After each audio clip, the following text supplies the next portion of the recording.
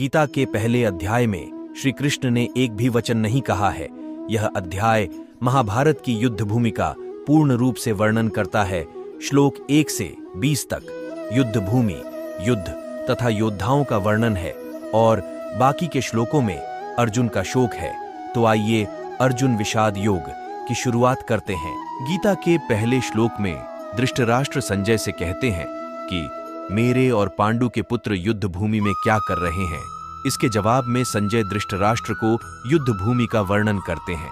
संजय कहते हैं कि पांडव सेना में द्रौपदी के 5 पुत्र युधिष्ठिर, भीम, अर्जुन, सहदेव, नकुल, विराट, सात्यकी, महारथी राजा द्रुपद, धृष्टकेतु, चेकितान, बलवान काशीराज, पुरुजित, कुंतीभोज, शैब्य, पराक्रमी, युद्धामन्यु, बलवान उत्तमौजा, सुभद्रा पुत्र अभिमन्यु जैसे पराक्रमी योद्धा हैं तथा कौरव सेना में धृतराष्ट्र, पितामह भीष्म, कर्ण, संग्राम वीर कृपाचार्य, अश्वत्थामा, विकर्ण, सोमदत्त के पुत्र भूरिश्रवा जैसे भीष्म पितामह द्वारा रक्षित बलवान योद्धा हैं।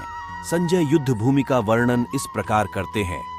युद्ध भूमि में शंख, नगाड़े, ढोल, मृदंग और रणशिंगाओं जैसे वाद्य एक साथ बजाने पर कुरुक्षेत्र का वातावरण कंपित हो गया है।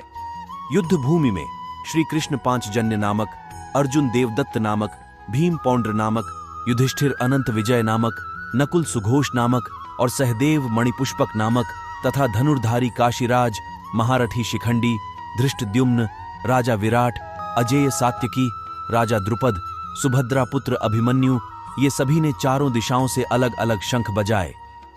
अर्जुन के रथ पर हनुमान जी की ध्वजा थी। उसका प्रमाण भी हमें श्लोक 20 में मिलता है। यहाँ युद्ध का वर्णन समाप्त होता है।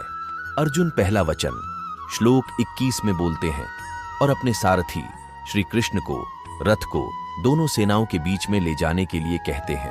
अर्जुन विपक्षी योद्धा को देखता है और अपने ताऊ चाचा, दादा परदादा, गुरु, मामा, भाई, पुत्र, पौत्र, मित्र, ससुर और सुहृदों को भी देखता है, जिससे उसके अंग शिथिल होते हैं।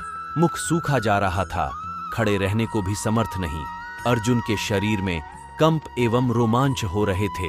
दुखी एवं कंपित अर्जुन श्री कृष्ण से कहता है कि युद्ध में स्वजन को मारने में क्या कल्याण होगा और जिनके राज्य और सुख के लिए ये युद्ध हो रहा है वे ही सब छोड़कर युद्ध में खड़े हैं।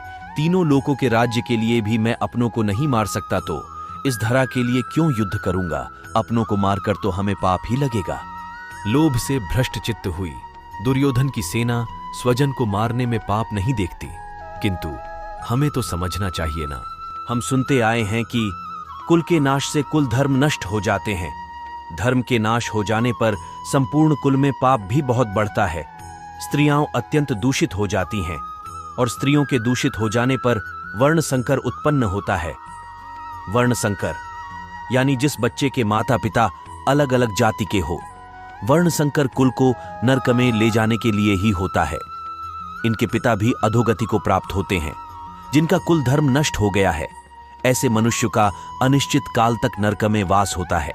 हम बुद्धिमान होकर भी महान पाप करने को तैयार हो गए हैं, जो राज्य और सुख के लोभ से स्वजनों को मारने के लिए उद्यत हो गए हैं। बोलकर दुखी अर्जुन बाण सहित धनुष को त्याग कर रथ के पिछले भाग में बैठ गए।